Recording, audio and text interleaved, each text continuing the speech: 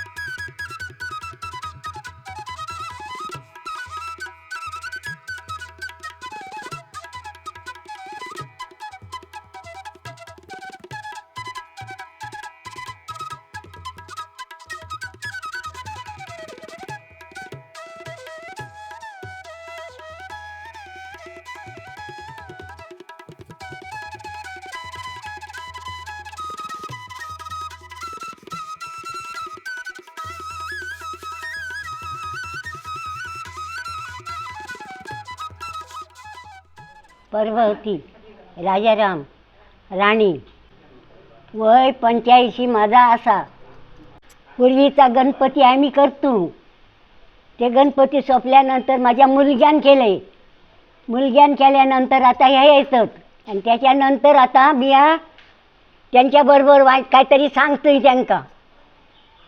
जे काही 50 वर्षाच्या वरती झाली असतात, पण त्याची मदत आम्ही केली शेतीतून येऊन. त्याच्यानंतर ह्या मुलग्यान केले, त्याच्यानंतर हैते इले. गणपतीचा काहीतरी चुकला तर मी अजून त्यांना सांगतोय ह्या चुकला असं सांगतोय मी त्यांना. उंदीर नागोबा हे माझ्या हातीन सगळं आम्ही करतोय. आता गणपतीचे 2 दिवसा रवले आहेत. ते गेले का माका बी भाडं येणंही नाही मग बघू, माका वाईट वाटता होणार. नाही तर 2 महिने 2-2.5 महिने हुसर असत ते. नमस्कार, माझं नाव गुरुदास गवंडे. संकल्प आर्ट्स गणेश मूर्ती कला केंद्र या नावाने आमची या ठिकाणी गणपतीची चित्रशाळा आहे. गेली 70-80 वर्ष आमच्या आजोबापूर्वीपासूनची ही शाळा आहे. परंतु आम्ही जेव्हा घरी आमच्या आजोबा गणपती करायचे त्यावेळी आम्हाला जागा कुठेतरी कमी पडायची. म्हणून या ठिकाणी आमचे हे काका श्री सत्यवान राणे यांच्या निवासस्थानी गणपती आम्ही करतो. त्यांची या ठिकाणी पूर्वी शाळा होती. त्यांचे वडील या ठिकाणी गणपती करायचे. आत्ताच या ठिकाणी त्यांच्या मातोश्री आजी प्रभावती राणे यांनी आपल्याला सांगितलेले आहे की ती पण या ठिकाणी आमच्या गणपतीसोबत या गणपती करत असताना प्रत्येक गोष्टीला मदत आम्हाला मदत करते. प्रत्येक गणपतीच्या वरती नजर ठेवून असते. काही चुकलं तर ती आम्हाला सांगते आवर्जून की असं असं करा तसं करा. तिला पण कलेचा अनुभव भरपूर आहे. एक या ठिकाणी आनंदाचं एक वातावरण असतं.